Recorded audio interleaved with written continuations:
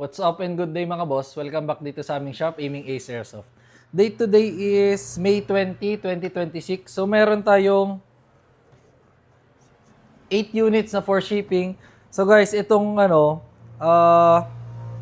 first customer natin is si Boss Romel of Agusan del Sur. So ang kinuhang unit ni Bossing ay bale, 2 rifle tsaka 3 pistol. Ayan.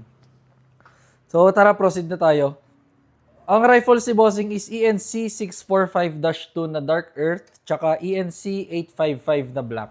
So guys, ang rifles natin may kasama na siyang LiPo battery and charger. So LiPo battery na yung kasama niya, maganda or like upgraded na siya. Hindi siya yung stock. Yung stock kasi 9 volts lang.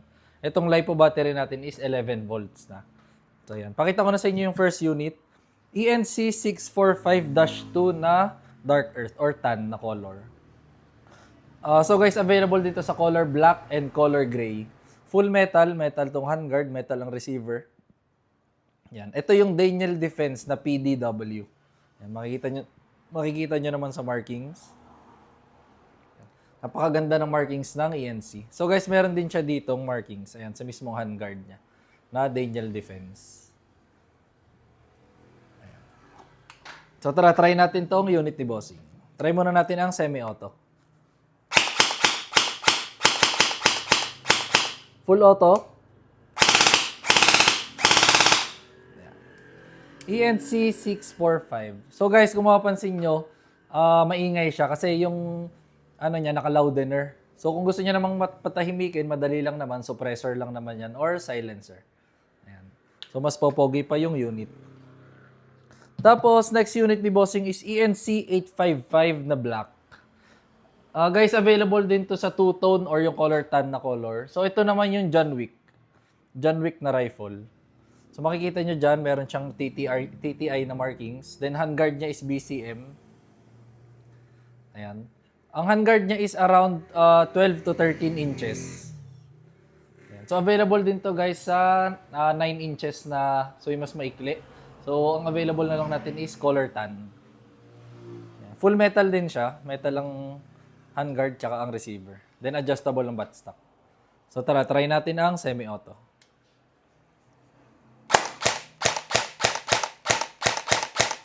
Full auto.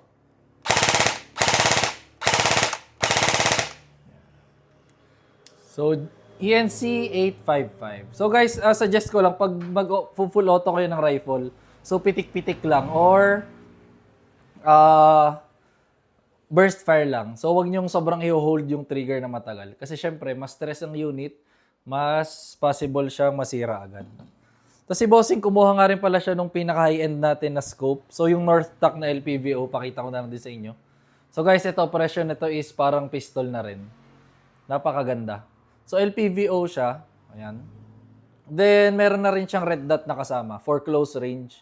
Ito naman for long range. Ayan. So, both na Z0 yan, guys. Working. Then, napakaganda ng kanyang kasamang mount. Ayan. North Tac na LPVO. So, guys, meron din isa pa tayong LPVO na available yung T-Eagle. So, isa pa yon, sobrang ganda din nun. So, bagay talaga siya sa bagay siya sa mga gantong rifle. Yung mga mahahaba. Yung mga around 12-13 inches. Pero yung iba, nilalagay din siya sa 9 inches. Then, naglalagay na lang ng suppressor para humaba. Ayan. So, depende sa inyo kung anong gusto nyong accessories na ilagay. So, kumpleto naman tayo dito sa shop. Tapos, ang pistols naman ni Bossing is tatlo. Puro W ito. So, unahin natin tong WE Glock 18 Gen 4 na color tan. So, guys, available din to sa color black. Yan, sa pure black. Ito kasi two-tone black and tan. Glock 18, ito yung merong semi and full auto. Basta merong selector na ganito guys, automatic meron yung full auto. Ito kasi yung selector niya. Pag nakataas semi-auto, pag nakababa is full auto. So tara, try natin tong unit ni Bossing. Semi-auto muna. Full auto, baba lang tong selector. Ayan, make sure nakasagad. Then, pitik-pitik lang or burst fire. Ayan, slide lock. Tapos guys, laging ibabalik ng semi-auto. Next unit ni bossing is WE Glock 34 Force na color black. So guys, available din to sa color silver. So kapag Glock, metal ang slide, polymer ang lower frame. Then ito yung Force Edition, yung naka-fiber optic na yung rear sight tsaka front sight. Then naka-competition flat trigger. Yan, meron siyang design na skull dyan. Kabilang side ito. Try natin unit ni bossing.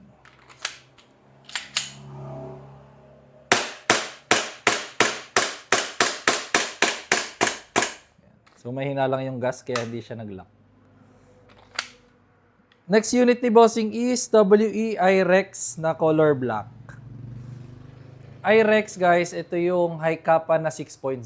So full metal, metal ang slide, metal ang lower frame.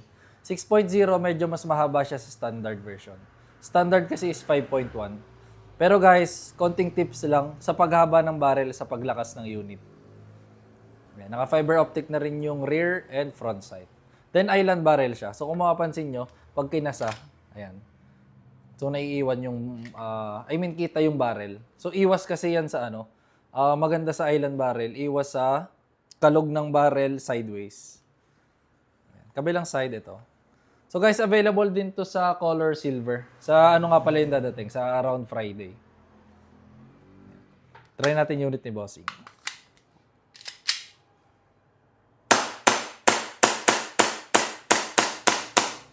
Slide lock.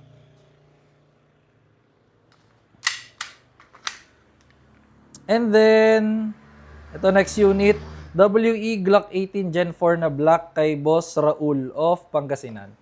So guys, ito yung sinasabi ko kaninang black version noong pinakita natin na tan. So ito yung color tan or two-tone. Ayan.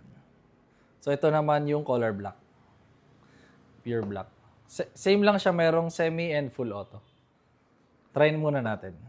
Try na natin ang semi. Full auto, selector lang, make sure nakasagad. Then pitik-pitik or burst fire. Ayan, slide lang. Then balik ng semi-auto. Next unit, Double Bell 723 kay Boss Ervin of Lucena City, Quezon. Ito unit ni bossing. Ito yung 1911 na classic. So full metal din, metal ang slide, metal ang lower frame. Kabilang side ito. Ayan. So nasa budget meal na folder lang natin to. Makikita nyo naman yun sa links natin sa FB page.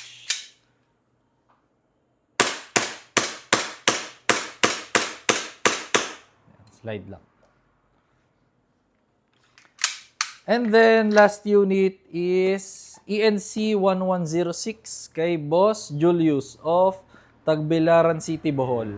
1106, ito yung Glock 17 na Gen 4. So, isa sa mga bestsellers natin sa ENC na Glocks. Tsaka yung 1306, yung Glock 19. So, metal lang slide, polymer ang lower frame. Guys, maganda sa ENC, complete markings yan. Complete Glock markings. Kabilang side ito. Try natin unit ni bossing.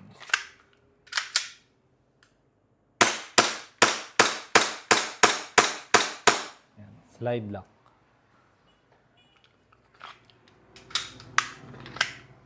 So, yun lang naman mga bossing. Process na rin namin tong mga shippings nyo or orders nyo. Then, if may inquiries kayo, message lang kayo sa aming page, Aiming Ace by CJO. Thank you!